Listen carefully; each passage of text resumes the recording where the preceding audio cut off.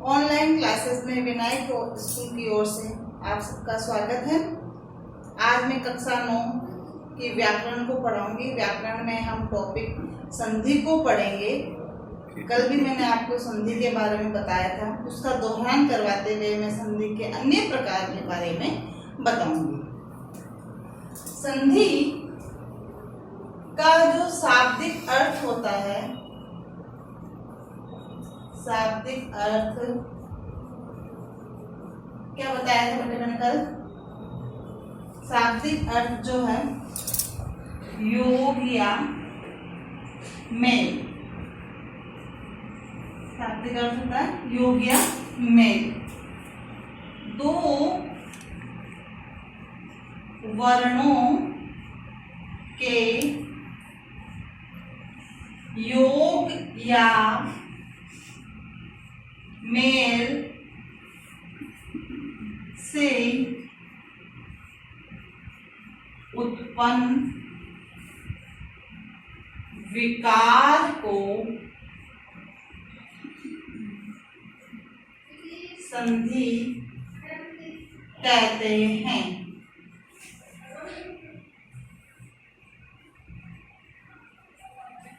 दो वर्णों के योग या मेल से उत्पन्न विकार को संधि कहते हैं। संधि के मैंने आपको बताया था कि 3 भेद होते हैं। कितने भेद होते हैं? 3 भेद। पहला स्वर संधि, दूसरा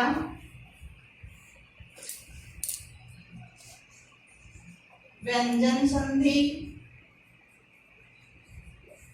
और नंबर 3 विसर्ग संधि। संधि के 3 भेद में हमने संधि के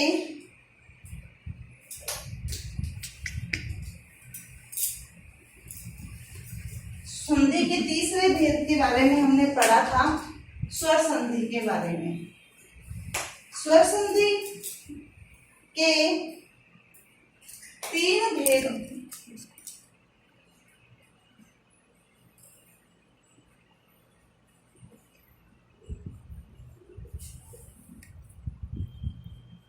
पांच भेद होते हैं। उसके लिए मैंने आपको एक सूत्र बताया था, दिगुवरिया। दिगुवरिया से 5 प्रकार जो है क्लियर हो जाएंगे। पहला दीर्घ संधि, दीर्घ से दीर्घ संधि। दूसरा है गु से गुण संधि।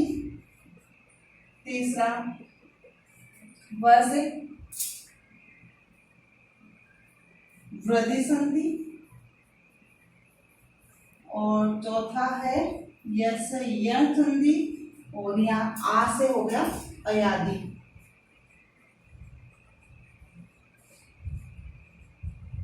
ये इसके हो गए 5 प्रकार। अब इन 5 प्रकार में हम जो देखते हैं वो सबसे पहले दीर्घ संधि का मैंने बताया था आपको। दीर्घ संधि, संधि में 2 समान स्वर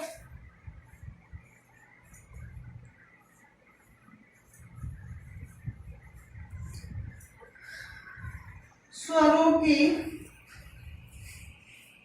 योग से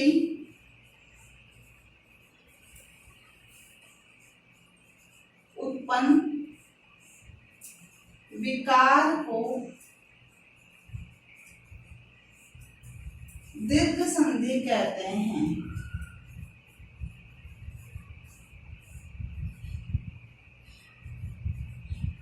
समान स्वर में मैंने आपको बताया था अ से आ बनता है, अ प्लस आ से भी आ बनता है, आ प्लस अ से भी आ बनता है, ऐसे ही आ प्लस आ से भी आ बनता है। ऐसे समान स्वर में हमने ई का देखा था, छोटी और छोटी मिलकर क्या बनती है? बड़ी। छोटी और बड़ी को मिलाएंगे तो भी बड़ी ई होगा। यदि पहले बड़ी ई को और फिर बाद में छोटी ई को उसमें प्लस करेंगे तो भी बड़ी ई होगा। और ऐसे ही हम बड़ी ई और बड़ी ई को प्लस करते हैं तो उसका भी बड़ी ई ही होता है। ऐसे समान स्वर में मैंने आपको ऊ का भी बताया था कि छोटा ऊ और छोटा ऊ दोनों को हम प्लस करेंगे तो बड़ा ऊ होता है। छोटा ऊ और बड़ा ऊ को प्लस करेंगे तो भी बड़ा ऊ होगा। पहले बड़ा ऊ उसके बाद छोटा ऊ होता है तो उसमें भी ऊ बनता है बड़ा, और बड़े ऊ को दोनों को हम जोड़ेंगे प्लस करेंगे तो बड़ा ऊ होगा। उसके अनुसार भी मैंने आपको बताया था दो समान स्वरों के योग से उत्पन्न विकार को हम कहते हैं दीर्घ संधि। अब दीर्घ संधि में के बाद में हमने यण संधि को देखा था।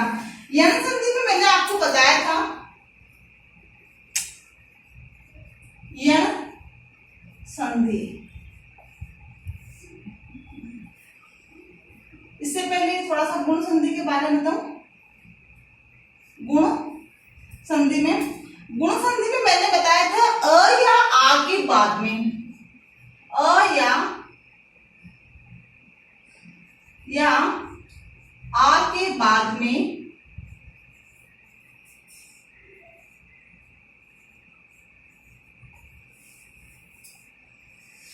ई या ऊ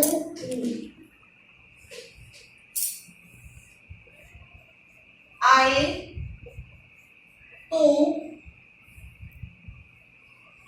क्या हो जाएगा बेटे? ओ हो जाएगा।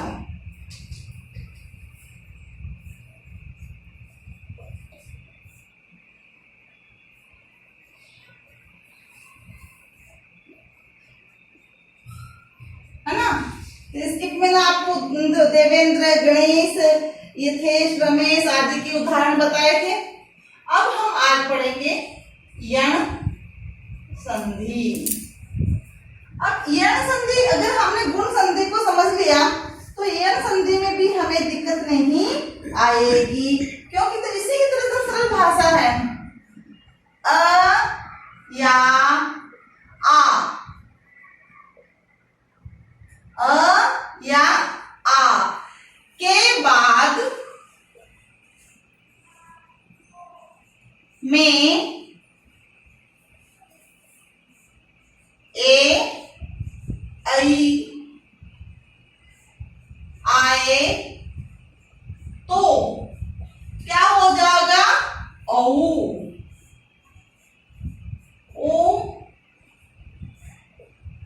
औ हो जाता है। वहां पे क्या था? ओ, यहाँ पे औ हो जाता है। साथ ही आने वाले शब्द आपका अपना पहला वर्ण उसके साथ में क्या होता है? जुड़ जाता है। तो इसके हम उदाहरण देखते हैं।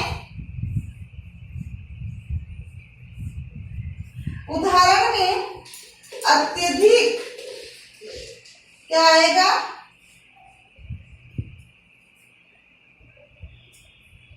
इसमें होगा आपके एक एक,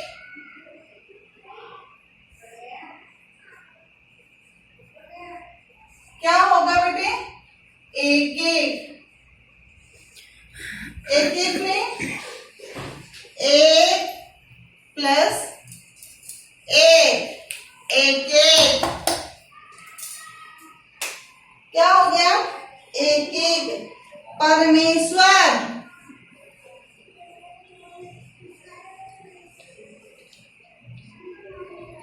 परमेश्वर,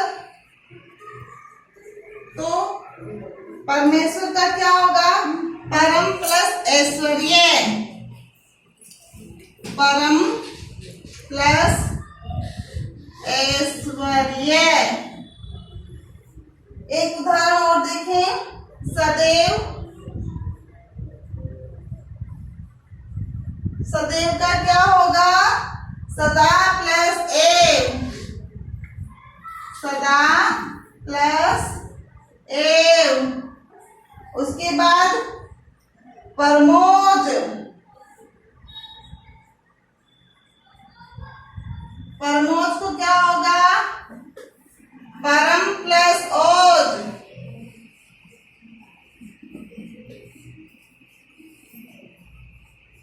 तो इस तरह से हम देखते हैं वृद्धि संधि। दिगुवरिया में दी से दीर्घ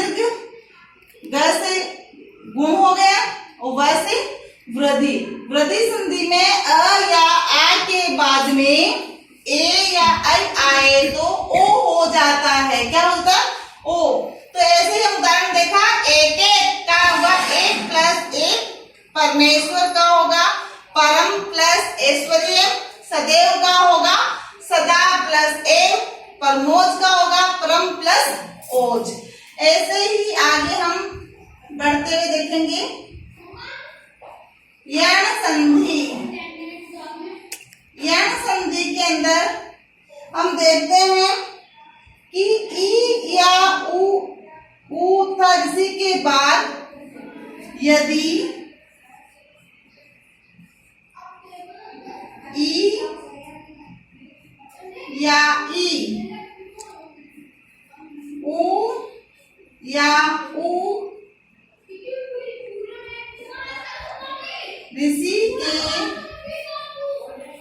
बाद में, ऋषि के बाद में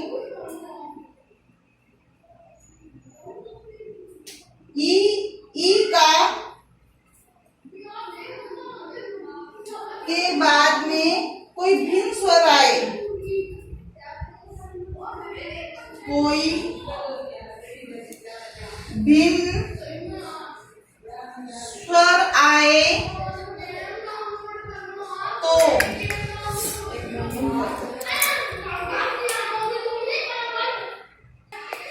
बाद में कोई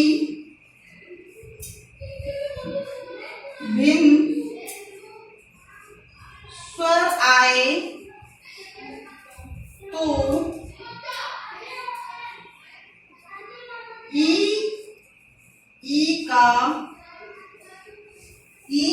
का यह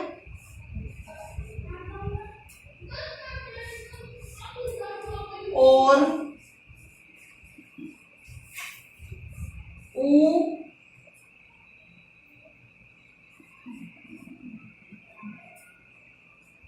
ऊ का वह हो जाता है।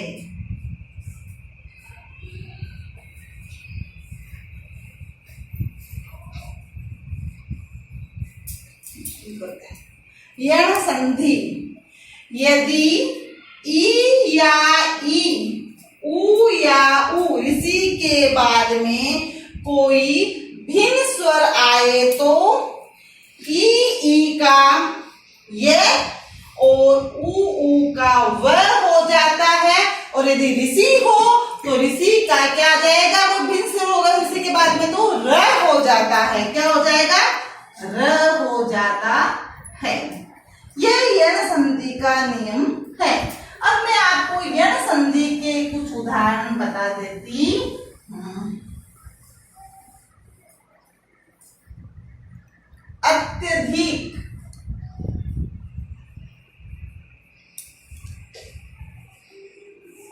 अत्यधिक का क्या होगा बेटे? अति प्लस अधिक, अति प्लस अधिक, अत्यधिक। ऐसे ही दूसरा देखें, इत्यादि। इत्यादि का क्या होगा? इति प्लस आदि, इति प्लस आदि। ऐसे एक उदाहरण और देखेंगे हम,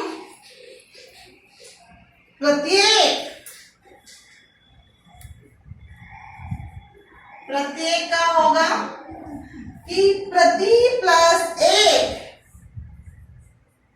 प्रति प्लस एक। एक उदाहरण और बताऊंगी, स्वच्छ।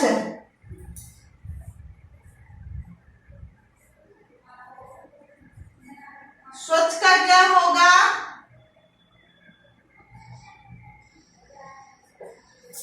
स्वच्छ का जो है संधि विच्छेद कहते हैं, first grade second grade exam में भी पूछा जाता है और ये अधिकांश बच्चों का गलत होता है।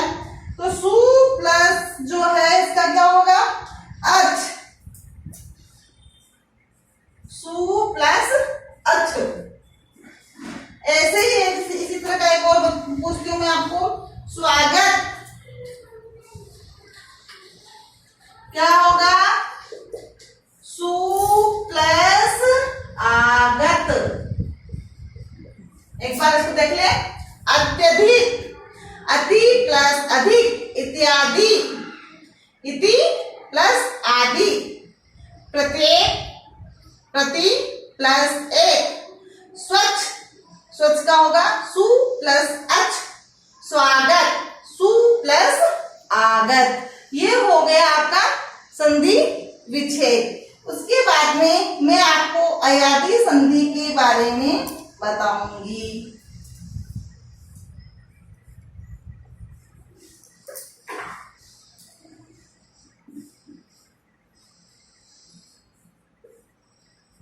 अयादी संधि, अयादी संधि किसे कहते हैं या उसका नियम क्या है? ए या ए, ओ के बाद कोई भिन्न स्वर आए, यदि ए या ऐ और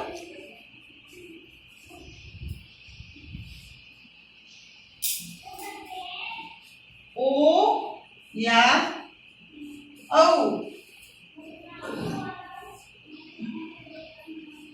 के बाद कोई भिन्न स्वर आए तो ए या ऐ, ओ या औ के बाद कोई भिन्न स्वर आए तो ए का ऐ और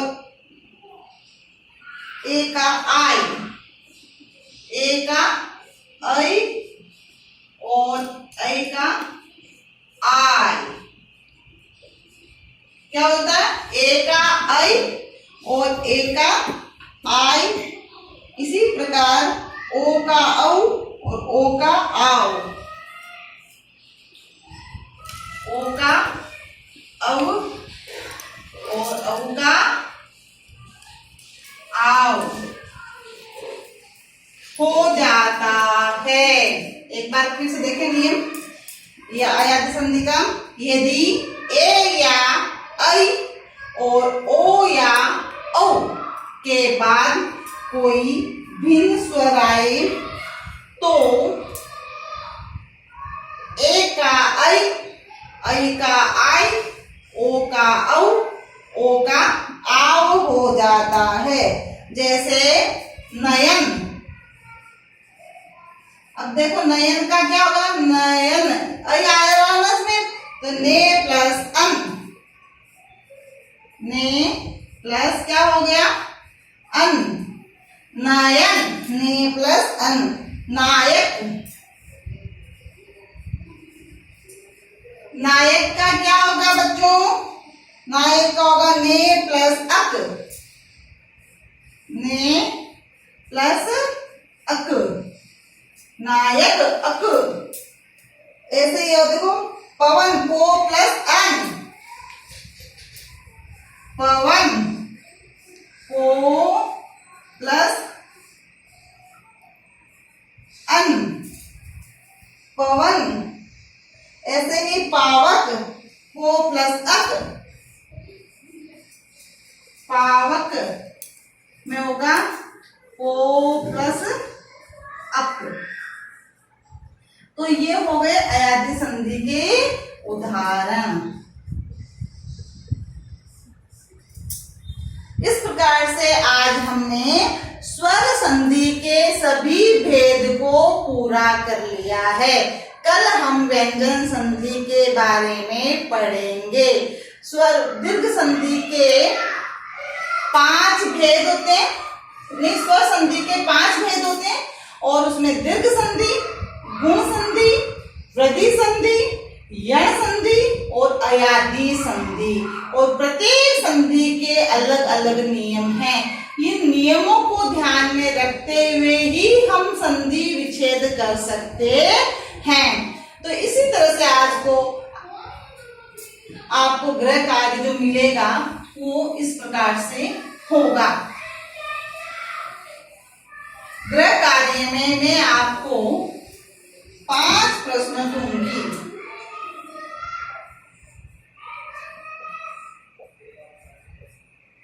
गृह कार्य में आपको जो प्रश्न मिलेगा वह यह है कि यण संधि को स्पष्ट करते हुए उसके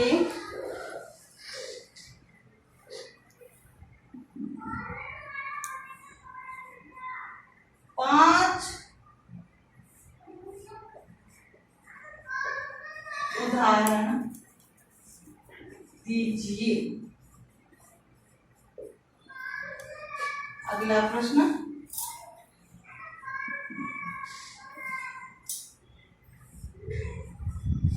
वृद्धि संधि को परिभाषित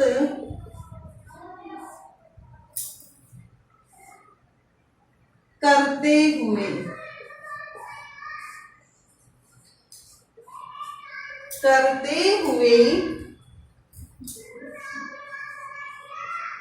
वृद्धि संधि के 5 उदाहरण दीजिए। अगला प्रश्न अपना तीसरे नंबर का प्रश्न होगा अयादी।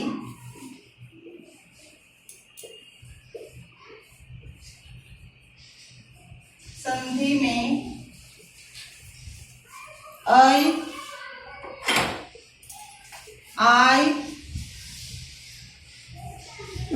औ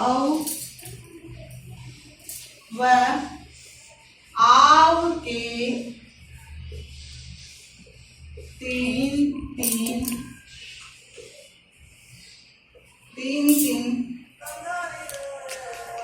उदाहरण दीजिए। चौथे नंबर का प्रश्न अपना